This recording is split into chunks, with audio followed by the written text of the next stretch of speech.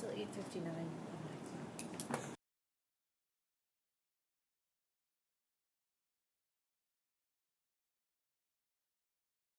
We have friends that have a house right at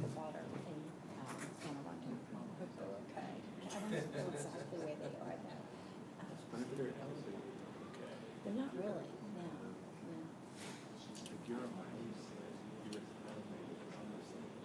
Oh, it's like never. No, like, yeah, we get erosion.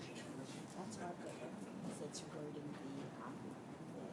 So it drives us all crazy because we don't own the state of Maryland. The state of Maryland's owners to put it which is very expensive. They don't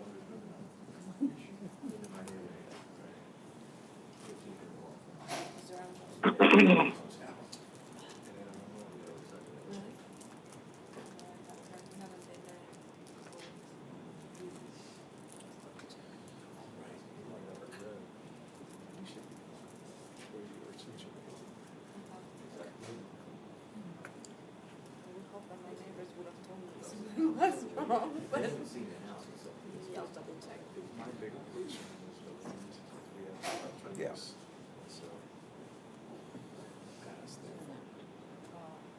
Crazy.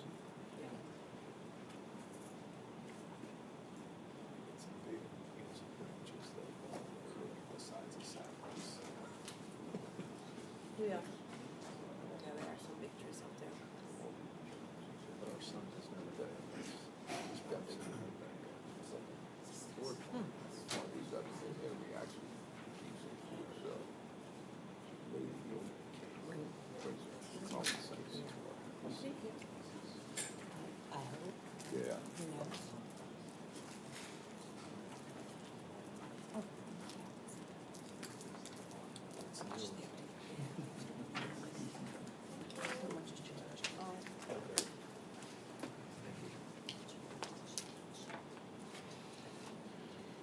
Tomorrow. Really? Yeah. They don't Democrats don't consider it too much heat. Yeah, we got to do that. Federal employee. Bridge projects. All the people wake up. Can't go to work. Perfect. Finding boys.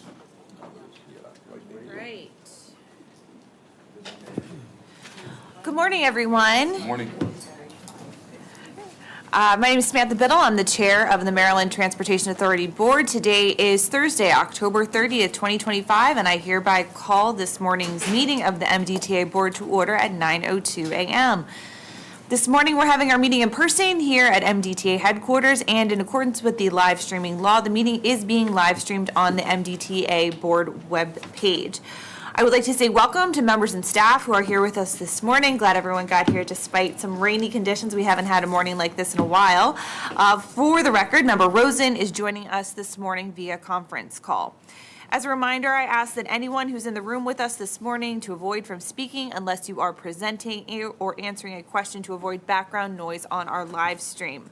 I'll also ask members to speak loudly and clearly so that those in the back of the room are able to hear you. Also, please state your name when motioning or seconding in order to help with this morning's meeting minutes. There are no members of the public, no elected officials, and no media who will have pre-registered to comment at this morning's meeting. And for those who are watching this meeting via live stream, we've posted the materials for today's meeting on the MDTA Board webpage, so you can follow along if you would like. With that, I will move into today's agenda, beginning with agenda item number 1, which is approval of the open session meeting minutes from the September 25th, 2025 meeting. Is there a motion to approve those minutes or any discussion or corrections? So moved, Member Ganjemi. Member Ardinger, I'll second. Seconded. All those in favor? Aye. Aye. Thank you, Member Rosen. All right, moving along, our next agenda item number 2, are our contract award approvals. Mr. Davis to present.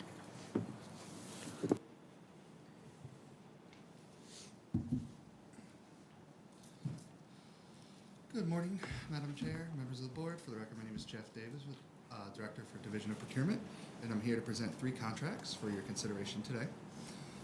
The first contract is contract number MDTA 2022-04B. This is the Small Business Reserve companion contract to our Comprehensive Operational Asset Management and Support Services contracts.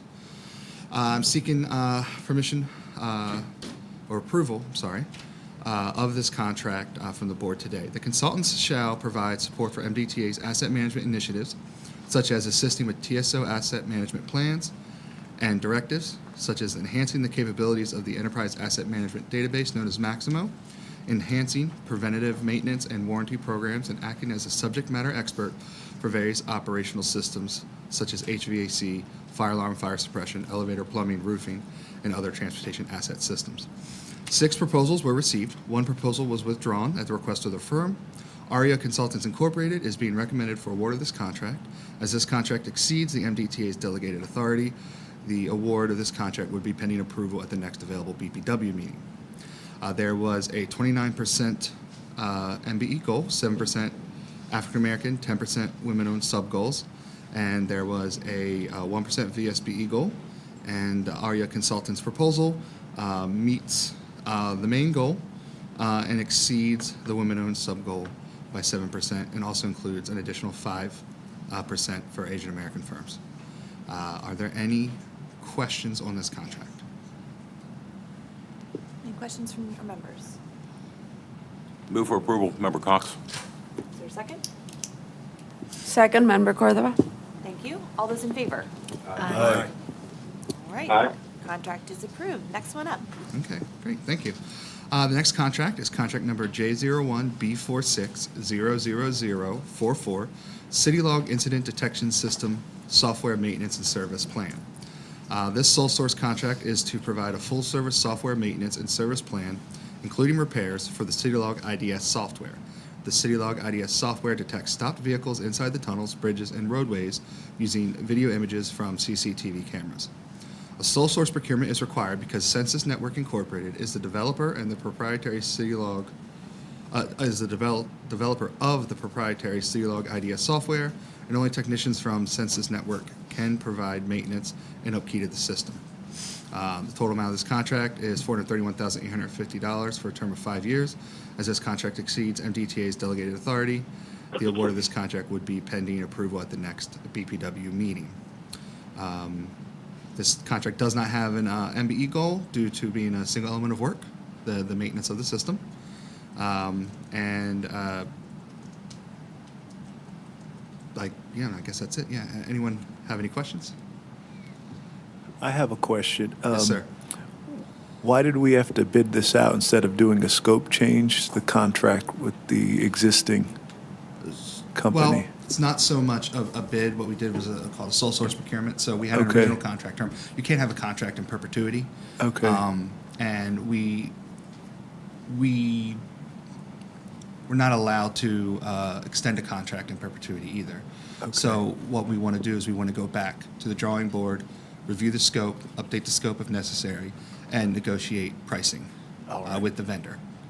So it's the standard practice, and it's understood that after so many years, we're going to go back to the drawing board with the scope. And what'll be the term for this? How many years? 5 years. 5. Thank you. Mr. Davis, can you comment on the, existing term or existing contract? Is this a replacement contract of what you already have in place for these services? Yes. So the City Log system, I don't know how many years, Richard maybe might know. I don't know how many years we've had the system, but this is the next service plan from the previous one. Yeah, Madam Secretary, members of the board, we've had that system in for at least 20-some years. All right, for those who are listening or unable to hear Mr. Iramaril, we have had this one in place for about 20 years. So this is the next 5-year continuation of those services. Any other questions from members? Member Ganjami will move for approval. Thank you. Is there a second? Member Snead, second. All those in favor? Aye. All right. Motion is approved. Okay, great. Thank you. It's the last one I have here. Very similar concept. This is contract number MT00211-281, Waste Station Scale Maintenance. We're seeking approval from MDTA Board to execute this contract. The purpose of this project is to retain the services of Mettler Toledo LLC for waste station scale maintenance at the I-95 northbound and southbound JFK toll facility, US 40 eastbound and westbound at Haydom Bridge, and US 5301 eastbound and westbound locations at the Bay Bridge. Miller Toledo shall furnish all personnel, maintenance services, training materials, and program oversight necessary to support MDTA's waste scale maintenance program. As this contract exceeds MDTA's delegation authority, the award of this contract would be pending approval at the next BPW meeting. I am looking at my write-up here. My write-up here does not explicitly state that this was another sole source contract to continue maintenance on our scale systems. There is an update I would like to make to the board, though. While preparing for this agenda, the Division of Procurement noticed an error in the contract total presented at the Finance Administration Committee meeting on October 9th. The contract total was presented at $957,934. The presenter at the time also discussed an additional $100,000 extra work allowance. This allowance is in addition to the base bid amount of $957,000, so the total contract amount is $1,057,934. So I want to just correct that for this record. This is in alignment with the contract amount provided to Miller Toledo and is the amount being presented at the a board meeting today. Are there any questions? I have a question. How does this compare to the last 5-year contract? Was it a substantial increase, or is it around the same? Unfortunately, I don't have that right hand. So what we do when we do price these contracts is we do look for, we understand there's going to be an increase, especially in labor rates and sometimes materials. So we look to make sure that they are in line with the market rates. If you bear with me, I can pull up the previous one.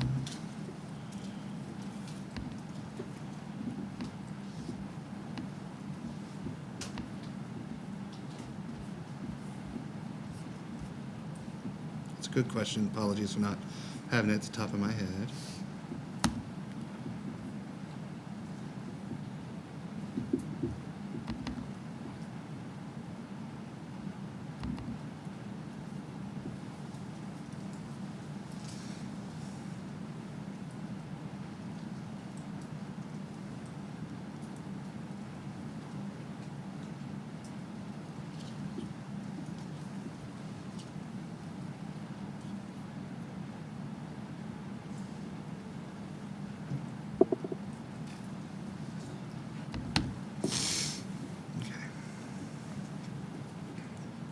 Got the file, I'm just pulling up the bid documents.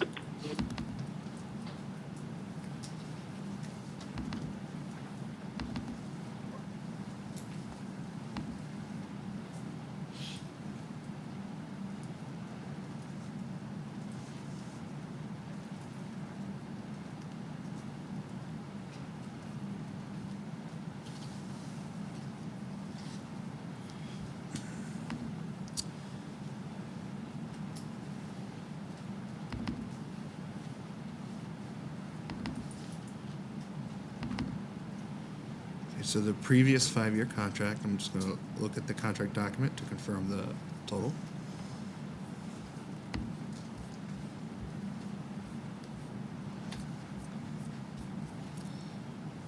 I'm sorry.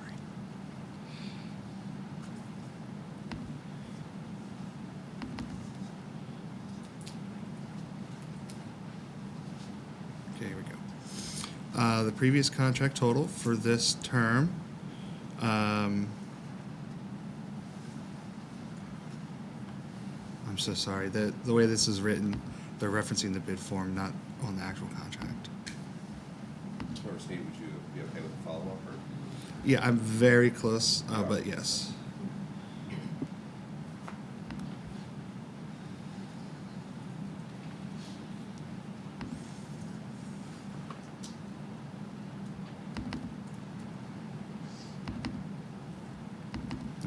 Thank you for your patience. I finally found the file I needed. The previous 5-year contract was for a total of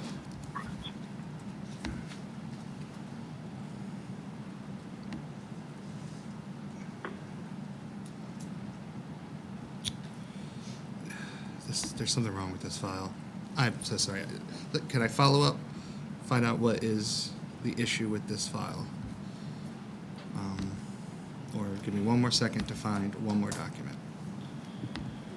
I mean, table and come back later in the meeting? Yeah, we can always come back later in the meeting. I can take it at a later time. That's fine. Okay, yeah, no, it's a very fair question. I apologize for not having it.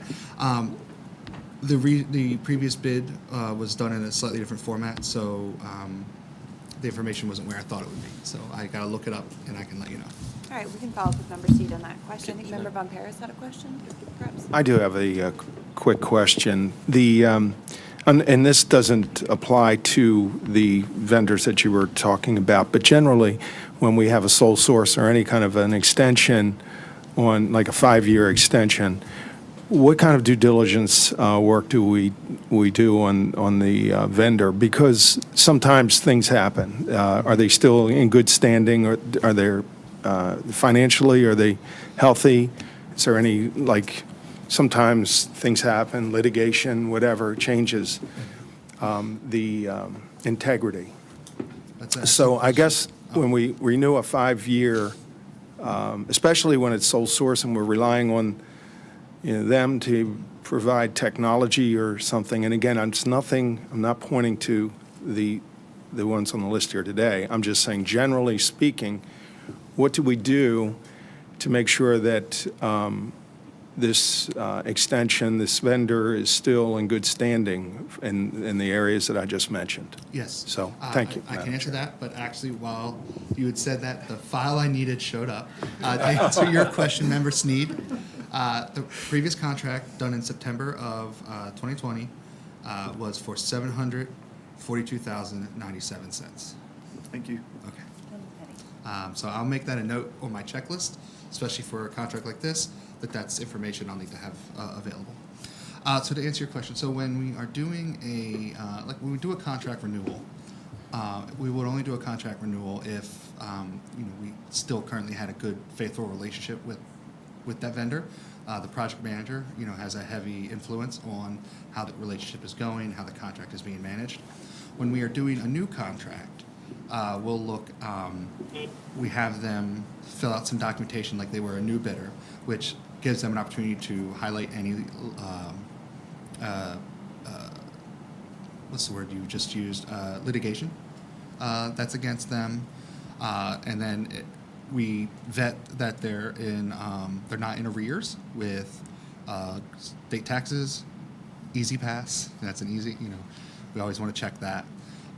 And then we rely on vendor performance reports from the previous round. If there's anything egregious, we want to find out if it's been addressed. If it hasn't been addressed, then we will look at the vendor's overall responsibility and determine if they are responsible enough to continue doing this kind of work for us. Okay, I was looking for maybe more. I mean, we don't have to go into. Maybe we can talk later, but like the financial side of it and other things like the vetting and that side. So the vetting for financials typically will be done during like a RFP process or request for proposal process, where we really want to know that they have the resources to do the work with us. Yeah. In a sole source, it's not a standard ask, but it's not something we couldn't request. Okay. I guess on the sole source side, especially because, like with technology or something along those lines, where we're kind of stuck. Mm-hmm. Anyway, all right, thank you very much. Thank you, Madam Chair. I apologize for that gap. Thank you. No, I'll get into, Member Von Paris's point. I think, we know that there are different reasons why we pursue sole source contracts, but inherently we want to make sure that we're still driving kind of the best value for the agency and still kind of holding all of our vendors to that high standard and having as much, while we won't have competitive tension, still make sure that we are, executing new contracts that are kind of in the best interest of the state. Is that? Yeah, they're rock solid. Yes. Because, Yeah. in that case. I mean, we have a standardized, process we vet any vendor, but not every procurement method has us reviewing financials. But we're tracking performance in other ways. Yes. Yeah. Okay. and I think it's fair to say that the Board of Public Works on sole source contracts is it's a very heavily kind of like regulated and So one of the- reviewed High type bar. of, yeah, and that's one of the reasons that it is, and we do that as opposed to the continuation is because their interest in these types of things. One of the things the board requires is a determination that the price is fair and reasonable, and that's something we do when we're looking at sole source or perhaps a single bid. We'll look internally, we'll work with the engineering department or the using department and market data to determine that the pricing is fair and reasonable. And, you know, obviously the vendors want to continue working with us, so they're going to want to make sure that they're giving us fair pricing. And then on top of that, in general, the state of Maryland requires that we get the lowest price that you would have offered anyone anywhere. Member Ganjami? I don't think that was entirely Mr. Von Paris's point. I He wants must to be make sure missing there's it. I'm still a sorry. solid, your answer's great, don't get me wrong. But we also want to make sure that they're a viable company going forward. You know, are they, when he says rock solid, you know, are they financially stable? I think that's what he's getting at. Exactly, that, and in good standing. That's my issue, not so much I think that a lot of what you just said is great, but I'm talking about, I've seen it in business where you're dealing with somebody for years and you renew a contract and there's something behind the curtain that we don't know. And I'm not saying it about this person, this I organization understand. or I any. understand. I just want to make a point that we do a little bit more due diligence to make sure, especially when we have a sole source, like a technology issue. If they're not, I'm not saying them, Right. but if they go out of business and we're stuck, It happens, right? yeah. It happens. And that's the point I'm making. Of course. Thank you. No, I'd love to discuss with you further. Okay. To find out, you know, That's- what's yeah, we can- within my power to do. But I definitely understand your concern. Thank you. Thank you. No, it's good discussion. Any other questions or comments on this contract before we put it to a vote?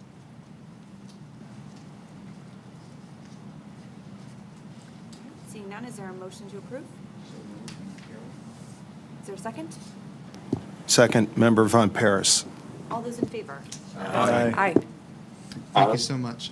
I'll follow up about this topic.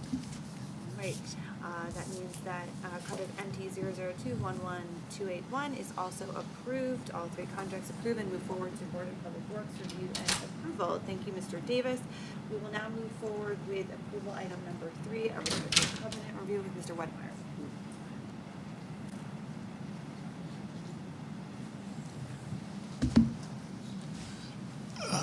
Good morning, members and Chairwoman. For the record, my name is John Wedemeyer. I'm the Real Estate Services Manager for MDTA. Today, I seek the approval of the Maryland Transportation Authority to put restrictive covenants on about 15 acres that are required by MDTA, MDE. These are Tier 2 impacts to the woodlands. Do we have any questions?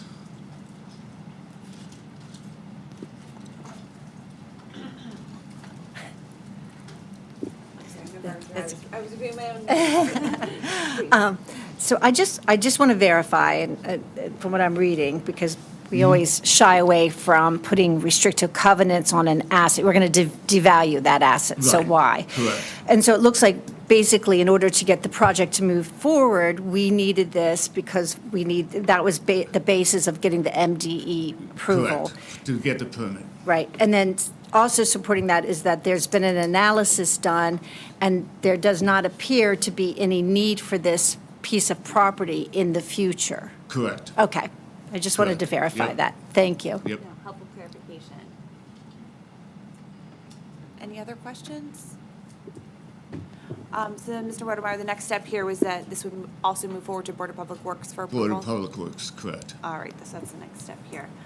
All right, if no other questions, is there a motion for approval? I'll make a motion, Member Cox. Member Cox? Member Sneed, second. Member Steen. All those in favor? Aye. Thank you, members. Thank you so much. We will now move forward with approval item number 4, our debt policy review of Mr. Garman.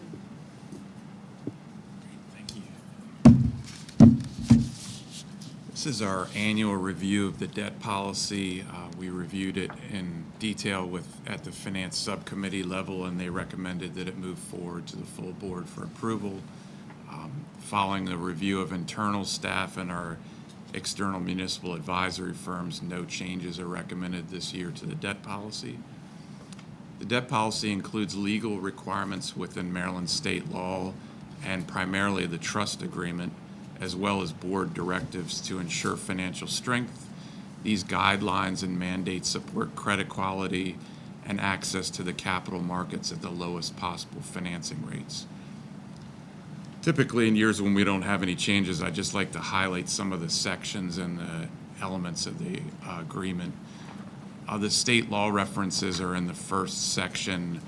The agency's unrestricted cash target of $400 million is also in the policy, and that's really driven by our credit rating agencies.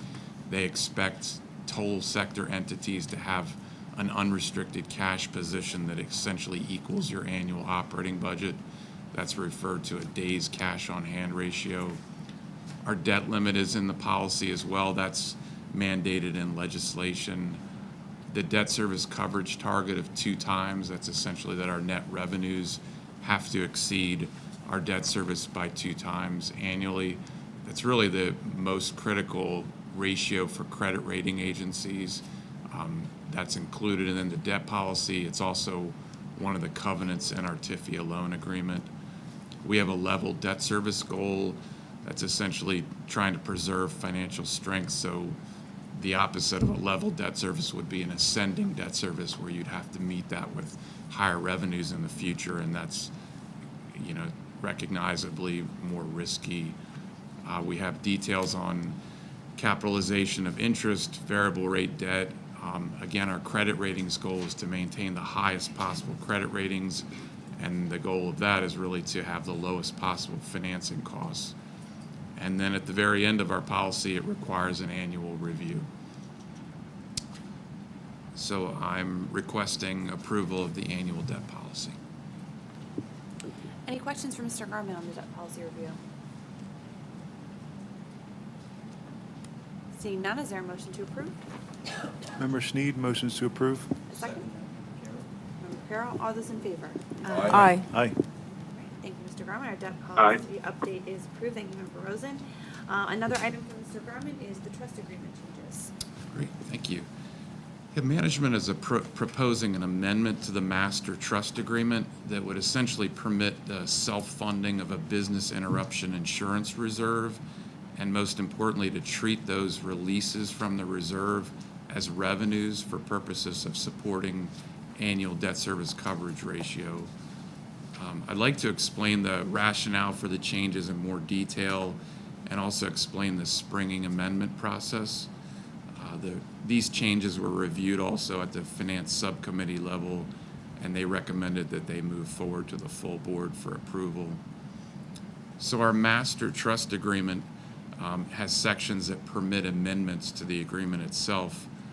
There are certain classes of amendments that are permissible without bondholder approval, and they would be very simple changes relating to curing ambiguities.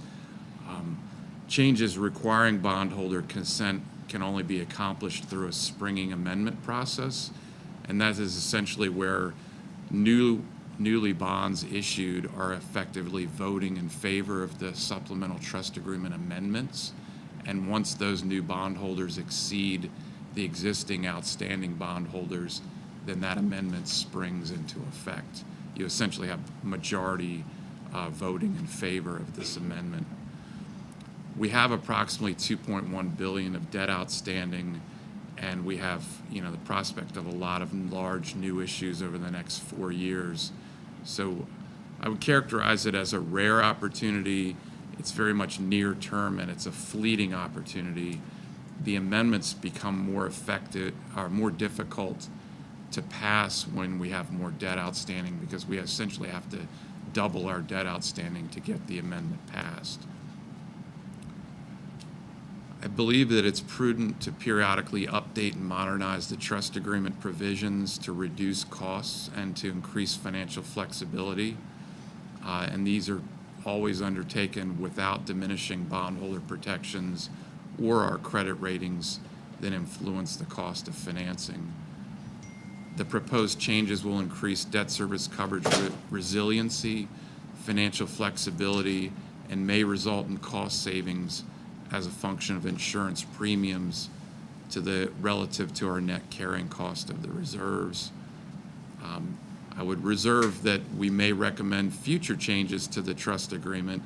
I'd like to point out that sometimes management has recognized over the years there's cost-saving measures that we can do by introducing a change in the trust agreement, but they're often driven by external factors. So the financial crisis and changes in federal legislation, industry changes with rising insurance premiums, financial markets changes, they're all things that have sort of alerted us to needs for revisions in the trust agreement.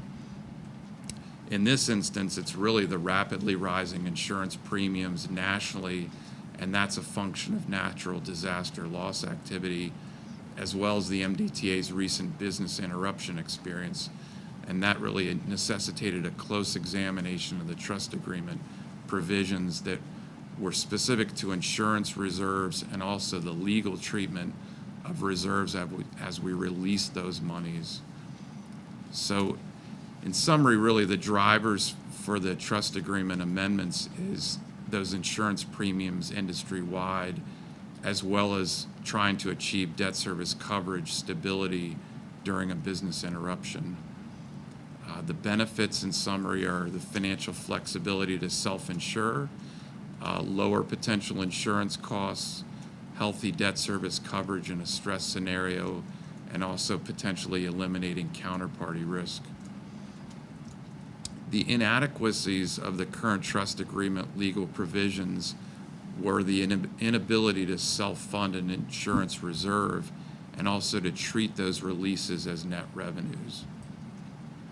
And really the purpose of that is to support the debt service coverage. So the conceptual changes are in draft with bond counsel, and we've had some back and forth on the language. I included a lot of the relevant sections at the end of this document. These are the covenants within the trust agreement and some of the definitions. I don't intend to go through all of that detail, but I did want to run through an example of the funding of the reserve and the functioning of the reserve in a stress scenario. So on page 3, the initial funding and replenishment of the reserve will count in the denominator of our debt service coverage or rate covenant calculation, and it would lessen our coverage. Releases from the reserve would count in the numerator, and that would help support our coverage in a stress scenario. So at the top of page 3, you can see a definition of our rate covenant. It's essentially in the numerator, it's our net revenues. That's operating revenues minus operating expenses. And then the denominator is effectively our debt service coverage. It's 120% of our debt service annually. And it's also added to any budgeted deposits that the board adopts to a reserve. So in this scenario, you can see our current M&O reserve funding is $50 million. In this scenario, if we added $20 million to the reserve, the future reserve level would rise to $70 million. So the top table shows essentially the cash flow activity. So in year 1, the reserve's starting at $50 million. $10 million is added to the reserve each year over 2 years, and so the reserve rises from 50 to 70 million, where it remains stable for the next 2 years. And then in year 5, there's a business interruption, and you can see there's a release from the reserve, so the reserve would drop from 70 million to 52 million. And then in years 6 and 7, it would be replenished by $9 million a year. The really important elements are the rate covenant implications in the lower table. So if net revenues in years 1 and 2 are stable at 461 million, the budgeted deposit in those years of 10 million, and then our debt service of 138 million, you can see down at the lower portion that debt service coverage or rate covenant coverage would be 3.1 times. The numerator is that stable revenue, but the denominator is actually increased by the reserve funding.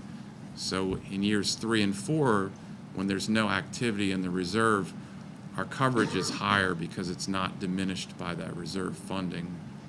And then in year 5, that's really the illustrative year, you have a reduction in revenues, and that's from a hypothetical business interruption. We would release money from the reserve so we could hold net revenues at that stable 461 million, even without, even including this business interruption. So our coverage would remain the same. Our denominator would stay the same at 138 million. In years 6 and 7, we'd have to replenish the reserve, and so that would diminish coverage. But the focus is really on year 5 when you have that business interruption. I think one element in closing is that during the finance subcommittee meeting, one of the board members asked a question about management's discretion to fund this reserve and the board level involvement in those decisions. And I just wanted to highlight that the board's operating policy reserves the approval of the operating budget at the board level, and insurance premiums are always something that's part of that discussion. Also, the trust agreement requires that the board approve any increases in the M&O reserve funding level. That said, we interpret it as management that the board would like that explicitly reserved within the board's operating policy. So we drafted that change to the board's operating policy. The board's policy isn't changed very often, but I shared that revision with the Attorney General's office as well, and we've kept it in draft. So we don't expect this trust agreement amendment to become effective for about 4 years, but we would certainly incorporate this explicit reserved authority for the board to make those decisions in the future if one's undertaken to add money to that reserve and to forego or reduce insurance coverage. So essentially we're seeking approval of the board of these proposed trust agreement amendments. Thank you so much, Mr. Gorman, for walking us through everything. Member Rock, is there anything from your perspective on the finance committee that is moving forward? Yeah, I support it. I think we support it as the committee supported it. So you're taking the, say, $100 million asset, just hypothetical, self-insure 20 million, for example, of that. Is that something along those lines? Invest the 20, that flows to revenue. The premiums from it flows to revenue, right? So, I mean, and there has to be a solution for the high cost of premiums, and I think this is a path, one path forward. So I support it, and as I said, the Finance Committee supports it. Thank you. No, Thank you. for that perspective. Any other comments or questions from our members? Seeing none, is there a motion to approve these changes? Member Sneed, motions to approve. Is there a second? Member Korolova, second. All those in favor? Aye. Okay. Thank you. Thank you so much, Mr. Garman, Thank everyone, for your work on this. Okay, our next agenda item number 6, is an update on our CTP process and additions from Ms. Stump. Good morning. Good morning. For the record, I'm Jennifer Stump, and I'm the Assistant Capital Program Manager. Today, I'm presenting the Consolidated Transportation Program, the CTP process and additions. This information was also presented to the Capital Committee on October 2nd and the Finance and Administration Committee on October 9th. Each year, the Maryland Transportation Authority releases the CTP, which presents MDTA's ongoing and new capital projects for a 6-year rolling period. After approval by the board, the draft CTP is presented to local elected officials and citizens throughout Maryland for review and comment. It is then revised and presented as the final CTP and presented to the board for approval to be part of the governor's budget to the Maryland General Assembly in January. The CTP is separated into 3 parts: the construction program major projects, development and evaluation program major projects, and system preservation minor projects. Major capital projects are listed individually. Minor projects are grouped and shown by category of work.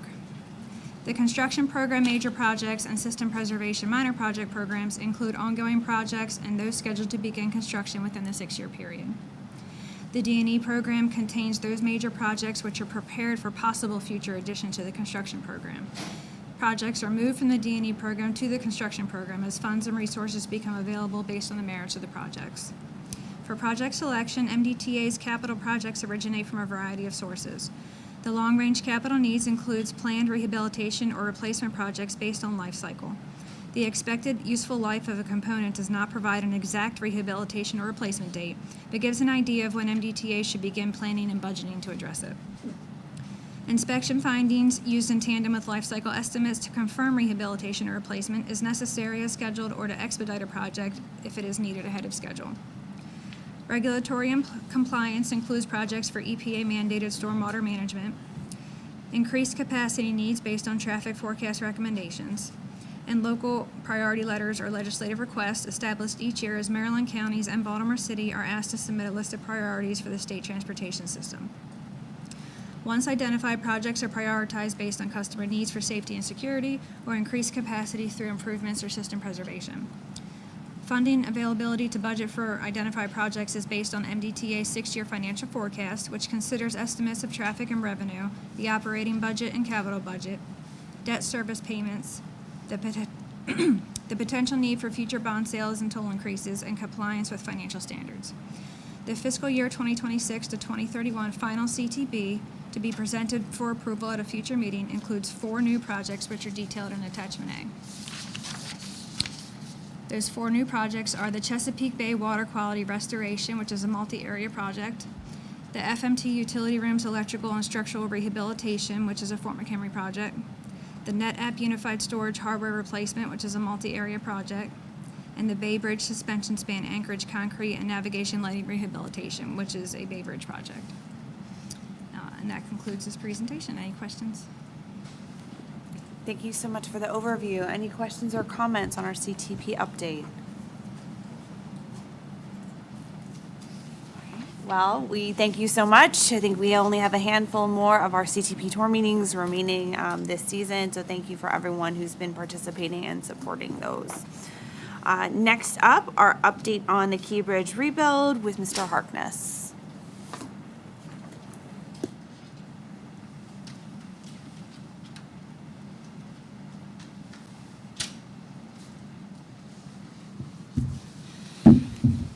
And Mr. Wolf. Okay.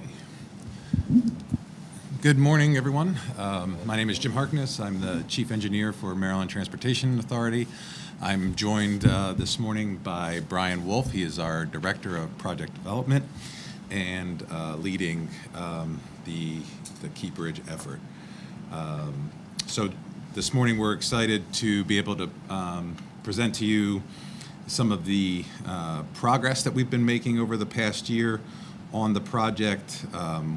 There's been a lot of work going on behind the scenes and actually some work out on the site, so we wanted to kind of walk through and highlight some of those activities for you today. So since September of last year, the design team and MDTA's project team have been working collaboratively to advance the design of this complex bridge structure. The proof of concept, or 15% level design for the cable-stayed bridge, was submitted to us in January of this year. That essentially established for us the bridge type, overall span layout, and the aesthetic direction for the new bridge. That obviously enabled us to do the design reveal with the governor last February.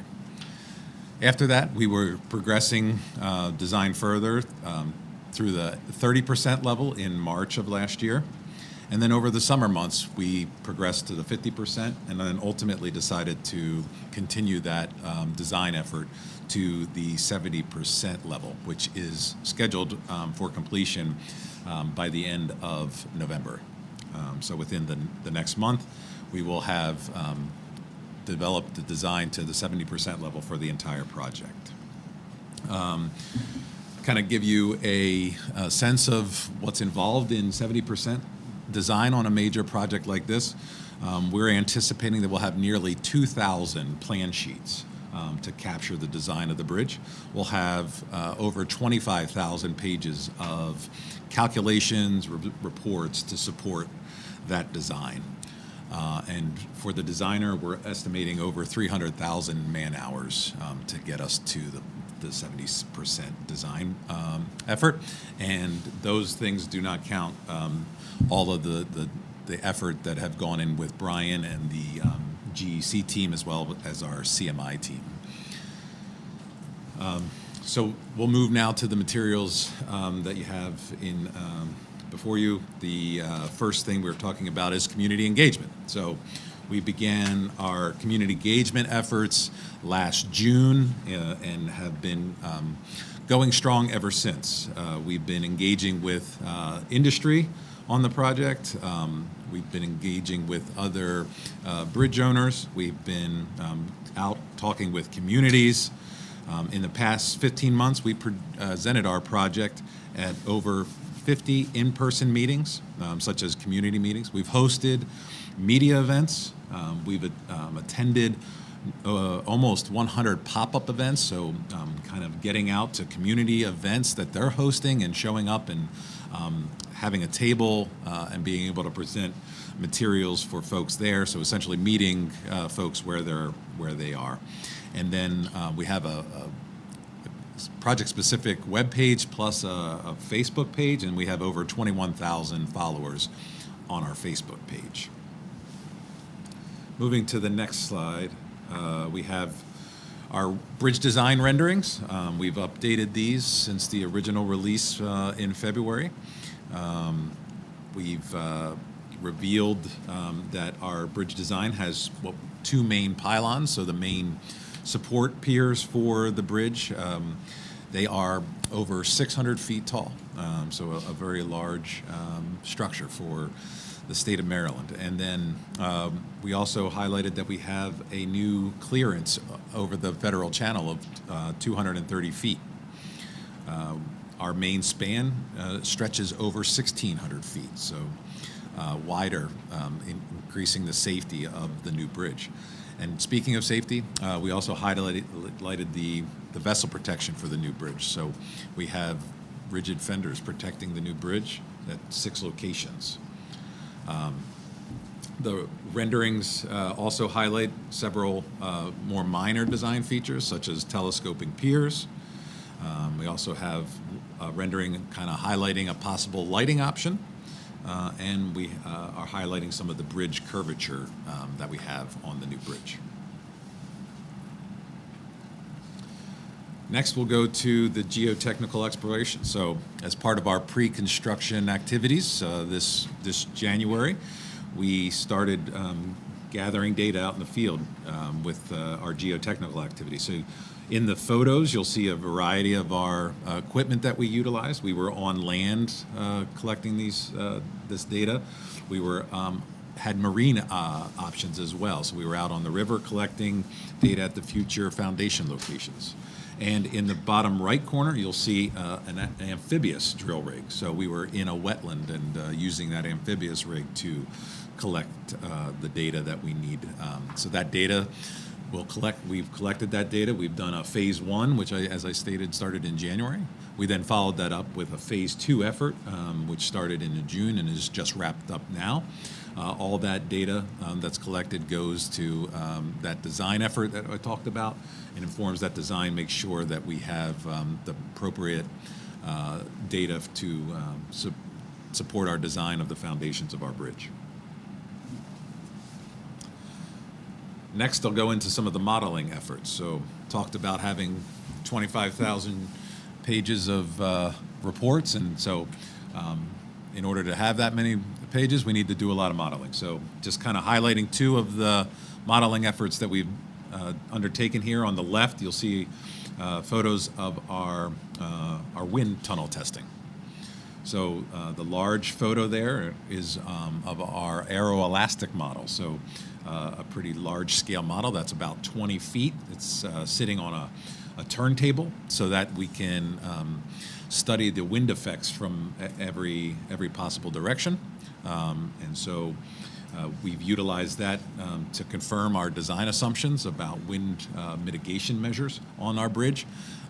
Pleased to report that we've had very good results from those wind tunnel testing, and they've not only confirmed, but they were also able to help us make some design revisions to save some cost on some of our initial design assumptions.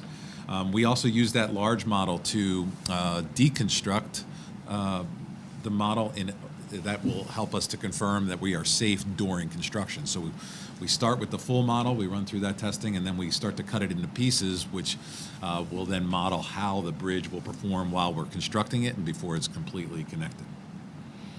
On the right side of that slide, you'll see our scour model testing.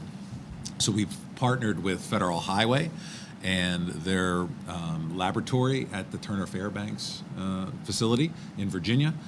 They have this large water flume. They've modeled our foundation design, all the piles that we're putting in to the river. They use that to check and confirm and give us data back on how the river bottom will react to the foundation designs that we have. Again, a very successful testing and very informative to confirm our design assumptions. Moving on to mechanical demolition. We were able to start mechanical demolition in July. That was one of our early work packages. That was associated with the $250 million approval that the board granted us in May of this year. So we turned that into a couple of early work packages, one of them being mechanical demolition. The contractor, as I said, started in July. They've already removed all of the deck panels from both the north and south side. They're also now in the process of removing those steel girders that you can see in the photo on the left. We have 3 spans of those girders removed on the south side already. Once they progress further, they will begin with removing those the existing bridge piers as well. Then they're also going to be working on the north side. You can see there was on the upper right, that's the photos of the deck panels that were removed. They were cut up into manageable pieces. They were relocated to the base of the bridge, and then there they are processed and hauled away. And then finally, we have our test pile program. So we had our first of 6 test piles arrive in September. Though all 6 of those piles have been installed. They were installed at the location of the south side main pylon. We had a second set of 6 piles arrive last week, and they will be installed over the next month. So the contractor is utilizing this test piles, so they're testing these 8-foot diameter steel piles. They're going to test the capacity of those piles in both the horizontal direction as well as the vertical direction. So we're going to be testing both of those to make sure that they perform according to our design requirements. This test pile program involves quite a number of pieces of equipment out there. So we have 2 cranes supporting that operation, including a 500-ton Weeks 533 crane.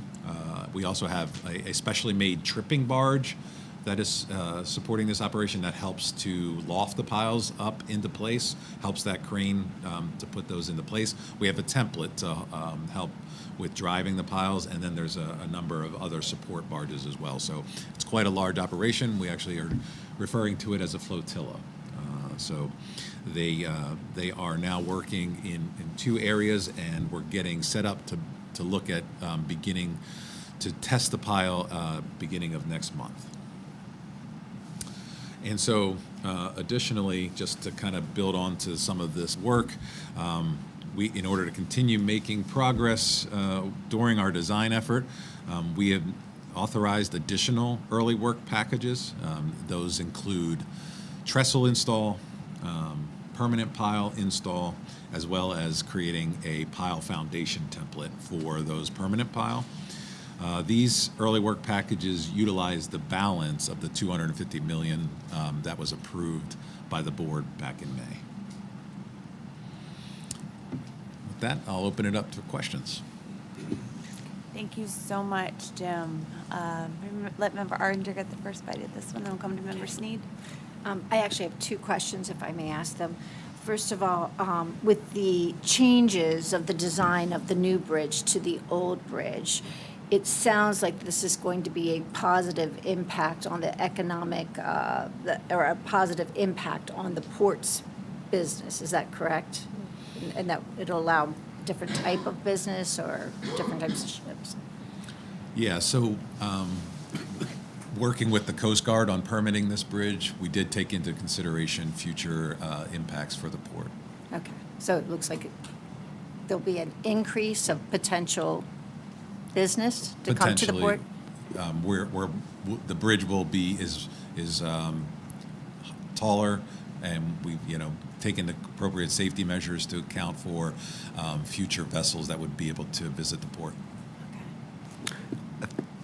Yeah, I think it's important to note that another project that the committees will be getting an update on in the next couple months and moving forward on is the Chesapeake Bay Bridge, the Bay Crossing study, because without the Bay Bridge matching the height of the new Keybridge, we'd still be restricted. But committees will be getting more updates on that project as we move forward in that NEPA process. Okay, thank you.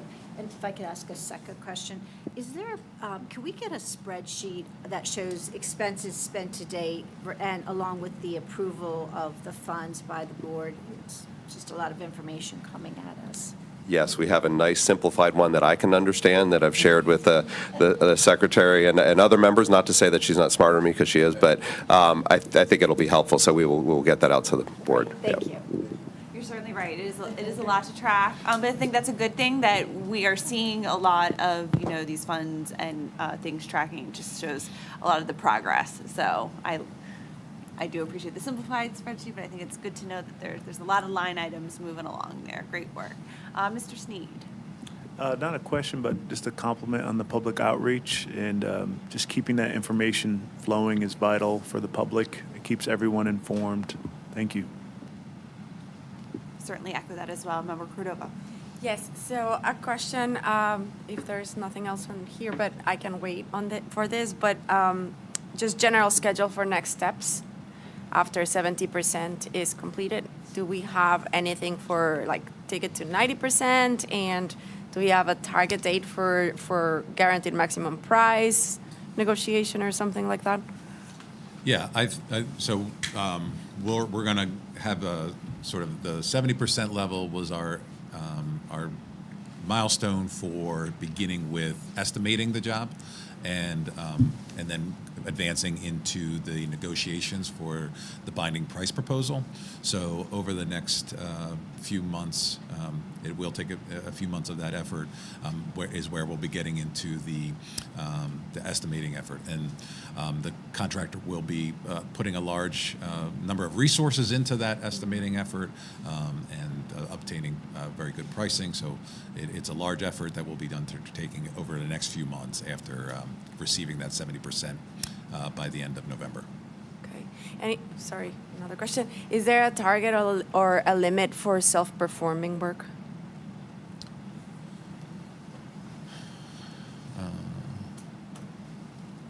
I don't think so. You can get back to me. I don't.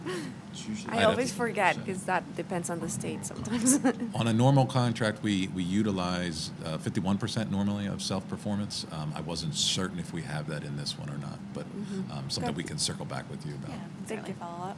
Good question. Member Paris.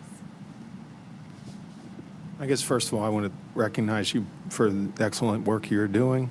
Every time I have a question, no matter what it is, you always come, both of you, Brian and you too, Jim, come back and are very responsive, and I appreciate that, and I'm sure others here appreciate that. My question is about the utility coordination. Just a question on the BGE gas line.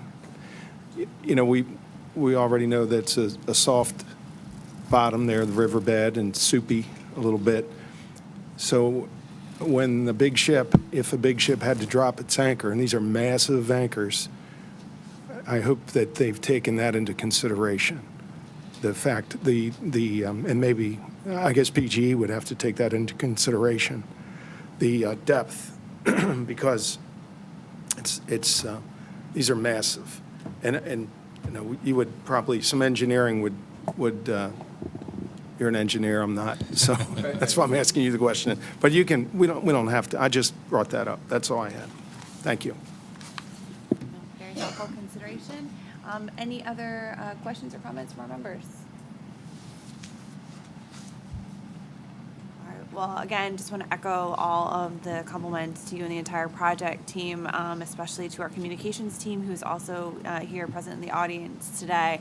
I know that I've seen a lot of great content out there on a variety of platforms. It's been very educational. I think that a lot of members of the public are certainly engaging with us and hopefully getting to learn more about the real progress that's being made here. So look forward to hearing more in the weeks and months to come. We'll wrap up this update, but I would invite Mr. Harkness to stay for our legislative reports update, along with Ms. Green, who will also be presenting. Okay. I'm going to have Brian take this item. He presented the first iteration of the JCR to you at your July board meeting, and so he'll follow up with the update. So, good morning, members. For the record, my name is Brian Wolf. I'm Director of Project Development in the Office of Engineering and Construction. Here to provide an update on the October JCR. A little bit of housekeeping. I believe you were mistakenly given the first JCR report in your materials. So we apologize for that. We will get those updated and get that out to you this afternoon so you have the correct one. So apologies for that. During the 2025 legislative session, the Senate Budget Taxation Committee and House Appropriations Committee required MDTA to prepare a JCR that provides a status update on the progress of reconstruction efforts for the Francis Scott Key Bridge. Specifically, they required quarterly updates on the progress, and those updates would include engineering and design, permitting, any pre-construction efforts, as well as construction activities on the project. The committee's also requested updates on running totals for the expenditures and the availability of funding, timeframes for federal reimbursement, and any material changes to the cost and schedule. As you know, the first JCR was submitted on July 1. The October 1 JCR is our second quarterly update. We still have two more, one in January 1st of 2026, and then a fourth one on April 1st of 2026. The JCR report provided detailed updates on the status of the engineering efforts and our coordination with our federal and local state agencies on permitting, as well as the pre-construction activities that we were able to initiate, such as surveys and geotechnical investigations that Jim had mentioned previously. We also provided expenditures up through June of this year and explained the federal reimbursements that we've had. Changes to the Phase 1 contract included the extending to the 70% design, again, that Jim had mentioned. And that'll be completed at the end of November, and that'll be prior to the start of estimating and negotiating for the binding price proposal. Are there any questions? I know you do not have the updated document. Oh, they do have it. Okay. Yeah, we're getting it posted right away. And I think we did have a chance to receive copies as the meeting was started. We'll certainly take some time to all review as a body. But any questions on the report as it stands right now? Member Harris. Just as a point of clarification, I was referring to my last comments on the gas line. That would be more applicable to this report. Okay. So apologize for that. Thank you. Any other? Just a clarification. Yeah.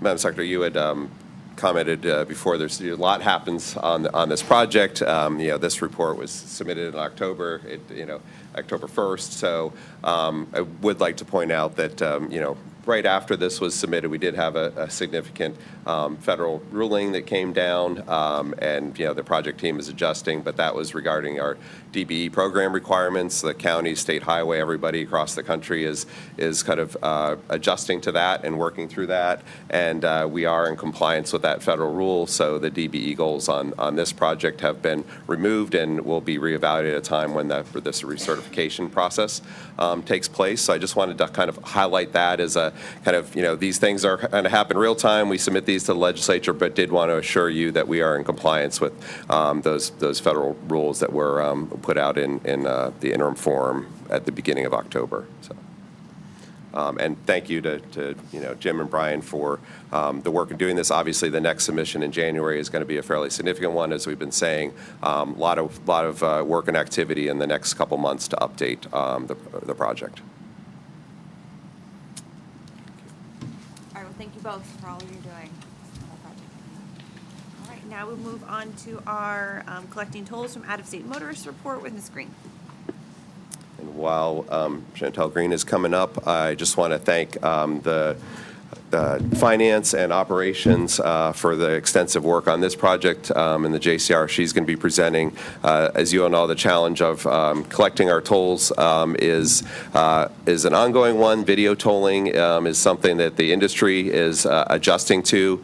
During the pandemic, I had the opportunity to be out with some of my colleagues last month. This was a major topic among that, and we're all kind of finding new ways to enforce our video tolling through the different agreements and different technologies that are coming out there. And I think this report reflects a really good team effort, almost task force type effort between the Office of Finance and Operations to make sure we're kind of part of that leading effort on collecting our video tollings. So, Chantel. Thank you. Good morning. For the record, Chantel Green, Director of Finance here at the Transportation Authority. By way of background, during the 2024 legislative session, the Maryland General Assembly Budget Committees requested a report on collecting outstanding tolls from out-of-state motorists. You may recall that report was prepared and submitted in January of this year, and that the authority's CFO, Deb Sharpless, provided the board with an overview of the report. At that time, Deb noted that in recent years, the authority has been primarily focused on national interoperability through the Easy Pass program, and that national interoperability continues to be one of the most effective and cost-efficient tools for collecting out-of-state debt. Deb also discussed the feasibility of entering into toll enforcement reciprocity agreements with neighboring states, the authority's desire to enter into an agreement with Pennsylvania, which has similar toll enforcement actions and penalties for non-compliant motorists. And lastly, Deb discussed enhancing out-of-state toll collections via a contract with the collections agency and other toll collection initiatives that the authority is proactively pursuing to help improve its collection rate, such as including QR codes on all video toll notices. Moving forward to the most recent legislative session, the Budget Committees requested a supplemental report on collecting tolls from out-of-state motorists. The primary differences between the supplemental report and the January report are the inclusion of additional information pertaining to the amount of tolls collected in fiscal year 2025, civil penalty debt, and information regarding MVA flagging and the Central Collections Unit process. Regarding the amount of tolls collected, the report notes that over the last 12 fiscal years, the MDTA collected approximately $8.3 billion in toll revenue. And more recently, during the 2022 to 2025 timeframe, the authority collected $2.9 billion in toll revenue. Of this amount, about 50% comprised revenue from in-state motorists and 50% comprised revenue from out-of-state motorists. Approximately $768 million, or 26% of this revenue, was collected in fiscal year 2025. As mentioned in the report, as the more recently incurred tolls are subject to additional collection efforts, the authority expects the overall collection rate to increase. With respect to toll and civil penalty debt, over the last 12 fiscal years, the cumulative amount of tolls and unpaid civil penalties totaled $1.6 billion. Of this amount, approximately 54% comprise outstanding toll and civil penalty debt from in-state motorists, and 46% was from out-of-state motorists. The majority, approximately 77% of the debt, comprised civil penalty fees. The report notes that the authority's primary objective is not to assess a civil penalty. The agency's main objective has and continues to be the collection of the underlying video toll amount that is due. The civil penalty fee is intended to offset the video tolls that are uncollected, as well as advanced collection costs. The report goes on to outline the process associated with the MVA flagging, suspension, and non-renewal of vehicle registration of the registered vehicle owner. And as you know, this is an important tool for enforcement for in-state motorists. As it relates to the collection of tolls from out-of-state motorists, aside from Easy Pass growth and expansion, including national interoperability, the authority is continuing to pursue professional debt collection agency services. Additionally, discussions with the Pennsylvania Turnpike Commission about entering into a reciprocity agreement remain promising. The report concludes by highlighting several of the toll collection initiatives that are currently underway, such as providing a second payment warning notice and modifying the bundling requirement for notices of toll due mailings in an effort to increase the customer payment rate. The aforementioned comprises a high-level summary of the report, and unless Bruce has more to add, that concludes my remarks. Thank you. Thank you so much. Any comments or questions? I know a lot of ongoing efforts here, certainly. But I think this update's very helpful. Oh, Member Arthur, thank you. So just to go back specifically to the out-of-state motorists, it sounds like now reciprocity, are we not looking at a reciprocity agreement? Instead, we're looking at this interoperability between the states? Is that where we're focusing? It's kind of all of the above. So we're Okay. saying with reciprocity, we're our most promising state to enter into is Pennsylvania to Right. start. So we'll continue after that. Pennsylvania is also working with some of the New York agencies, so there's some benefit to the work that they have been doing and those agreements that they're talking through. It's interoperability in a variety of ways that's mentioned here, and it's also those out-of-state, the collection agency RFP. So there's no one single solution. It's a whole suite of strategies we have to employ. And so, okay, so we're talking about Pennsylvania. Where are we with Virginia? Any hope there? We really there's hope. We did have some discussions, obviously, with the with Virginia. There's several different tolling agencies there, but they are that high volume number, so we do need to look for our neighbors. But you really have to be careful about branching out at the same time for these agreements, because you want to make sure you're able to incorporate one and not have that confuse. I think that's what Pennsylvania has found out is, it's been very complicated to deal with multiple entities in New York, but, obviously a significant entity itself. And then with Virginia, there is the issue of just Virginia allowing license plates to be registered to Maryland addresses. So that's a whole nother component of the Virginia debt that we have to think through. And we're working closely with Chrissy Neiser, Motor Vehicle Administration, and others as well on that. Thank you. Any other questions? All right, well, thank you so much. That concludes this item. Next up, we have an update from MDTA Police and Public Security with Lieutenant Colonel Corey McKenzie.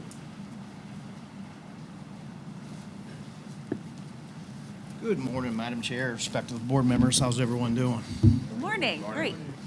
Wet Thursday. I'm filling in for Colonel Scott today. I'm Lieutenant Colonel Corey McKenzie, Operations Bureau Chief within the MDTA Police. Colonel Scott sends his best regards and hopes to see you at the next board meeting. I don't have a whole lot to cover, so I'll jump right in. MDTA Police Class 60 continues to move toward his December 10th graduation date. We currently have 25 members in the class, so we're anxious to get them out and through field training and help fill our void. We currently have 72 sworn vacancies, so that 25 will definitely help bite into that. We certainly also hope to see everyone at our graduation. We love whenever the board comes to those events, but especially our graduation. We always appreciate your support. Our recruitment and selection unit, they're still working hard. and we hope to start MDTA Police Class 61 in January. So it's just a continuous process. So if you know anyone interested in law enforcement, please send them our way, as always. Moving into some enforcement statistics, I couldn't be happier or prouder of the men and women of the MDTA Police day in and day out. Our traffic stops are up 30% from this time last year. Our DUI arrests are up 13%. Our collisions are down 19%. And our Part 1 crimes are down by 12%. All positive metrics. And that's attributed to the men and women of the MDTA Police Force. So excellent work there. At the last board meeting, I believe Colonel Scott covered some concerns with some of our personnel, both sworn and civilian folks, and even the motorists that have been struck alongside of the road. So we have a strong emphasis on the move over law. So on October 24th, we conducted a agency-wide HVE throughout the day at all of our detachments.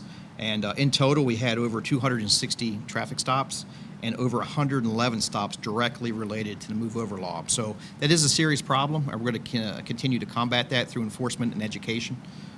So I'm very proud of those statistics. Overall, we continue to partner with our allied agencies in the state as well as the community. So I want to highlight a couple events that we've done since the last board meeting. On September 6th, we supported the Baltimore City Police, us and the state police, for the Baltimore City Cycling Classic. On 9/11, we attended numerous remembrance ceremonies throughout the state to include BWI Airport. They always put on a very nice, somber 9/11 remembrance. We also attended events in Charles County and PG County. On 9/12, we attended the Northeast High School's law enforcement education event in Anne Arundel County. On 9/13, we attended a family fun day in Harford County, as well as a car show and bike show in Prince George's County. On 9/20, we had the Hayden Bridge Run, the Susquehanna River Run. So that event traverses the Hayden Bridge. Always a fun event to go and work and watch the participants run across the bridge, so no issues there. On 9/21, we participated in the Newburgh Volunteer Fire Department's car show in Charles County, as well as another event in Charles County. It was a child safety seat event on 9/27. And then on October 1st, we had our annual Retirees Cookout at Sandy Point State Park. If you have an opportunity maybe next year to come to that, you're more than welcome. It's a great event to welcome back our retirees. And Colonel Scott also held a retirement presentation at that event for Lieutenant James Genovese, who retired after 32 years of law enforcement work, and Miss Linda Layden, who retired after 40 years of service with the state. That's very positive. On the 8th of October, we had Governor Moore and the federal delegation visit BWI Airport for a press conference. So we provided support for that event in partnership with the MAA. On 10/11, we assisted Morgan State at their homecoming. Us and the state police, no issues there. On 10/18, we supported the Baltimore City Marathon. And then this past weekend, we had our Fall Festival Trunk or Treat event at the FOP Lodge. So good partnership there. Kicking off tomorrow, we are supporting a food drive at BWI Airport in conjunction with MAA for our federal partners who are out of work. So if anyone would like to donate any food type items, there's numerous drop-off locations at BWI to include the front of our detachment. We did this a couple years ago, and we're going to do it again. Very, very positive and much needed event to support our partners there. And then we're gearing up for the Bay Bridge Run next Sunday, weather permitting. So that's all I have. Any questions? Remember, All right, Aunt I'll look Jemmy out for stole you. my joke. That's all right. We'll carry each other. You know, arm in arm, we'll make it across the finish line. Thank you so much, Lieutenant Colonel. It's clear that there's a lot going on. Appreciate the performance metrics up front and the attention to move over. Those statistics are really encouraging to see because I think those, very visible enforcement efforts really do impact driver behavior as well, and that's really the outcome that we're looking for there. But all the community support is very much appreciated as well. I know it's been a joint effort across a lot of our modes and with your team on efforts to support federal workforce at the airport, and so really whatever we can do to provide some support for them in this difficult time is very much appreciated. So thank you for bringing attention to that as well. Any other questions or comments for Lieutenant Colonel this morning? Thank you. Yeah, very much so. Thank Send you. our regards to the Colonel, and we will all try to be there in December for the graduation. Sounds Great. We appreciate very it. promising. Thank you. All right, thank you so much. We'll now move into our Executive Director's report. Mr. Gardner. Thank you. I'll try to be brief here, but I really do want to spend some time to highlight a couple significant things and emphasize a bit more about some of the previous presentations that were made to you. With the Keybridge project, Jim and his team alluded to all the communication and outreach and engagement that is having happen. I'd compliment that project team, who is supported by consultants, and also Brad Tanner's team in communications and marketing. We've really, trying to, with all the progress that's going out there, educate the public on this process. They've been very patient with us as things were happening behind the scenes, and now we've seen a lot happening out there on the water with different phases of the project. In order to get the word out, we've really utilized all means of communication that we have. We are stood up a Facebook page, and the posts and the engagement that we're seeing on those different platforms is pretty promising. It's in January through July, we were at about over 5%, which was double the government agency average engagement rate of a little around 2%. Since August, the post engagement rate has doubled to over 10%. So just can see how much interest there is out there. And I think they've been very educational pieces. And as the project moves forward, we hope to do even more and even better in the communications on the project. The post reach have reached over 2 million. You might have seen the videos that have been put out, and we have over 637,000 views on those videos, and more than 21,000 followers, and it is growing. This month, one of the interesting videos that was put out was regarding the bubble curtain. Protection of the fish and the marine life in the river. But that alone, set on October 10th, had over 444,000 views. So obviously, this is a project that is very meaningful to the community and anyone interested in significant infrastructure projects. So we're trying to, match our presentations to both those groups and make sure the community knows the progress that is being made, is prepared for the next element of work out there. So we also have newsletters that are going out, and e-blasts and text alerts. So that newsletter is new, starting this week. And we've also improved the website. So I encourage you to go onto our website when you have a chance. We stood up that website pretty quickly afterwards, and we've improved the functionality. So now that we have a more functional website, we can just move from there and get better and better at this to make sure the public's engaged, particularly when very significant things are going to be happening in the near future. So we continue to be committed to transparency on the project, and I just want to thank the team for everything they've done throughout this very significant effort that we've been leading. So moving down the bay to the Bay Bridge, I think you all saw that in October 20th, we hosted an industry forum for the Bay Bridge Protection Project. That's a project valued at over $170 million. We had over 150 people registered for that event. Took place over at MDOT headquarters. Had a lot of interest from the industry. Some good questions. There was a video that's posted on our website and the slide deck for that. The request for proposals is anticipated to be released this coming winter, and we're moving forward on that phase of the project as well. So not only dealing with Keybridge, but looking to match up with the Bay Bridge pier protection and making sure that doesn't conflict with a potential new bay crossing there. So it's a very challenging environment to work in as you're planning a big new project for a bay crossing and trying to make sure that the existing structures are as safe as possible. On October 23rd, we also made progress up on the 895 project with moving the tolling location out of the toll booths. So as you may recall, right before I started in December of that 23, we had a big project planned for the reconfiguration of the toll plaza, the ramps, rehabbing the bridges there. The first phase of that was moving the gantries out of the toll booths. That project will have to wait in terms of interrupting traffic to remove those toll booths until after the key bridge is down. But it's a significant milestone to just get that new tolling equipment out there. North of the tunnel is where those gantry is now. We've been doing some outreach and press on that effort as well. Secretary already mentioned the CTP tours. So we've had a lot of activity there, fortunately coming to the end, but we do have 2 significant counties on the I-95 corridor coming up next week, so we're looking forward to that.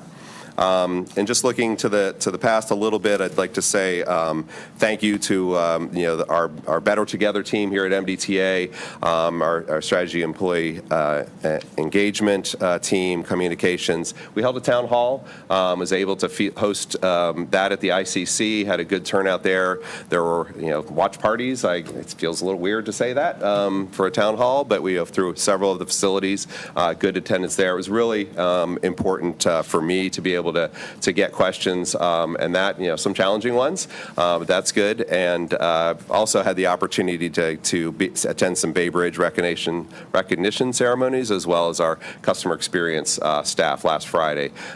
Those are all our frontline customer experience people that are dealing with our E-ZPass issues in our facilities in MVA.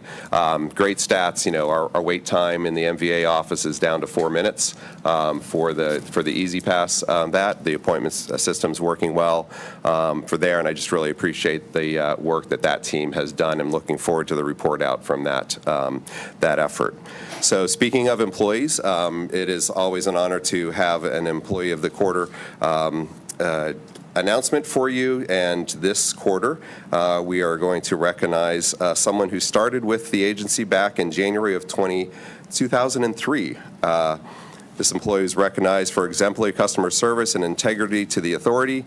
Our Employee of the Quarter has provided exceptional support and service in his role. And he was brought here under false pretenses, so now he's going to know why he's here, but the radio shop manager within the Division of Fleet Management. So his efforts have significantly improved radio communications with police operations personnel by establishing patches, enabling code patches, and allowing dispatchers to communicate with other officers outside the detachment and for various campuses. It's just, that seamless effort for security measures are always needed. He also implemented a manual programming of radios to over-the-air radio programming and functionality, which greatly improved the efficiently managed and required radio updates that we need. The Employee of the Quarter has also been a vital contributor and leader in assisting in Fleet's Quality Assurance Manager in the movement and installation of 165 radios for new police vehicles. This was a tremendous effort undertaken over the past year, and I just want to thank him for being part of that and helping us honor our commitments to the police force. So with that, I lost my last page, but I would like to recognize Michael Himmer as the Employee of the Quarter for the third quarter of 2025, and I would like to thank our previous Employee of the Quarter, Jim Lucas, for nominating Mike. So this shop knows how to write these nominations. They also know how to employ really good people. So, Mike, come on up. Get a picture. We'll do a picture with the board. When did you figure it out, Mike? When you got here, or? When I saw everybody pulling in.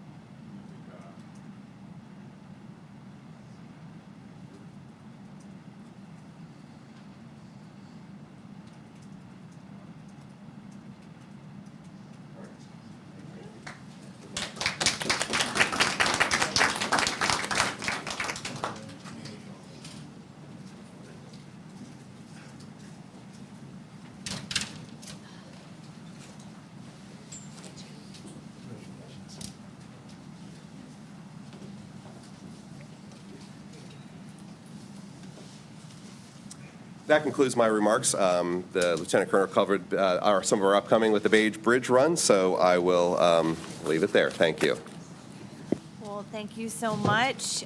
We have now reached the closed session portions of our agenda. This closed session is scheduled for board members and designated staff. For those persons in the room and on the live stream, as soon as we have completed the closed session, we will come back to this room to ratify any actions that might be taken in closed session and to continue with the remainder of the agenda in open session. We appreciate your patience. Per the Maryland Open Meetings Act, the MDTA Board will meet in closed session under the General Provisions Article Section 3305B15 to discuss MDTA cybersecurity, including discussions regarding security assessments and deployment of information technology and network security related to detecting and investigating possible criminal activity. Section 3305B10 and 12 to receive an update on deployment of police staff and resources and other security measures, to discuss a pending investigative proceeding involving possible criminal conduct, and Section 3305B8 to receive a status update on all litigation currently pending against the MDTA. Members, is there a motion to go into closed session? Member Cox, so moved. Second? Second, Member Cordova? Thank you. All in favor? Aye. The time is now Aye. 10:30 a.m. and we will go into closed session.